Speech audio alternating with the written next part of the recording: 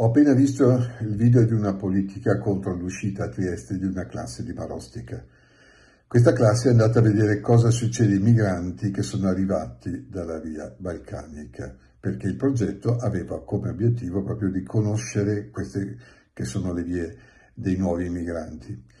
Noi siamo alla fine dell'anno scolastico, quindi questi progetti non fanno altro che portare a compimento quella che era stata la decisione della scuola, dei docenti della scuola all'inizio dell'anno, progetti presentati poi ai genitori oltre che alla classe.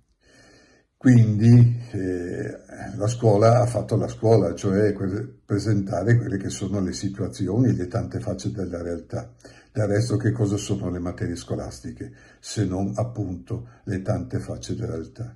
Mi dispiace che ci sia la solita polemica politica che cerca di appropriarsi di un tema che invece è reale. Chi sono i migranti? A parte certi che li sfruttano, noi sappiamo che sono povera gente in un mondo in fiamme per le continue guerre, povera gente che cerca la salvezza lontano da casa.